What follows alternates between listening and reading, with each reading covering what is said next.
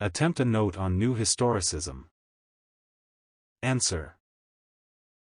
The term New Historicism was coined by the American critic Stephen J. Greenblatt in his introduction to a special issue of Genre, Volume 15, 1982. Greenblatt's book Renaissance Self-Fashioning, From Moore to Shakespeare, 1980, is usually regarded as its beginning as a new kind of study. New Historicism, since the early 1980s, has been the accepted name for a mode of literary study that its proponents oppose to the formalism they attribute both to the new criticism and to deconstruction that followed it.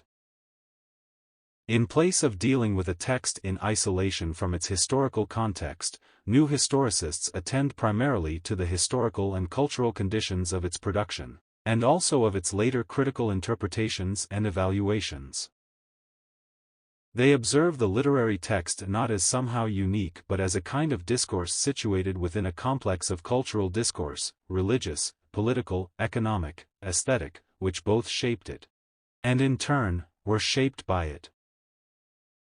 A simple definition of New Historicism is that it is a method based on the parallel reading of literary and non-literary texts, usually of the same period of history. In words of Louis Mentros, New Historicism is a reciprocal concern with the historicity of texts and the textuality of history. This historical mode is grounded on the concept that history is not a set of fixed, objective facts, but the conceived and interpreted texts. A historicist or critic is bound to be influenced by his cultural and historical discourses, and he might reproduce or judge the content matter of the text on this ground. Because of this reason, we find considerable diversity and disagreements among individual exponents of New Historicism. New historicists acknowledge that they themselves, like all authors, have been shaped and informed by the circumstances and discourses specific to their era.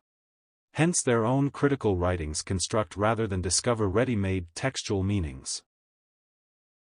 New Historicism has been influenced by a number of concepts and theories such as post-structuralism, feminism, Marxism, cultural studies and so on. The concepts, themes and procedures of New Historicists' criticism took shape in the late 1970s and early 1980s, most prominently in writings by scholars of the English Renaissance. In the course of the 1980s, the viewpoints and practices of New Historicism spread rapidly to all periods of literary study, and were increasingly represented, described and debated in conferences, books and periodical essays. New Historicism, however, has certain disadvantages too. Firstly, although it is founded upon post-structuralist thinking, it is written in a far more accessible way, for the most part avoiding post-structuralism's characteristically complex and dense style and vocabulary. Secondly, the material itself is often fascinating and is wholly distinctive in the context of literary studies. The essays look and feel different from those produced by any other critical approach and immediately give the literary student the feeling that a new territory is being entered. Thirdly, the political edge of New Historicists is always sharp.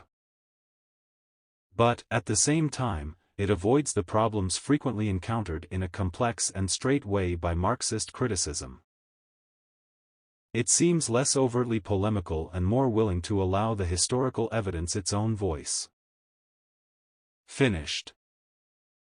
Please share this channel to help any student pursue a degree in English literature. Please do not forget to like, share and comment.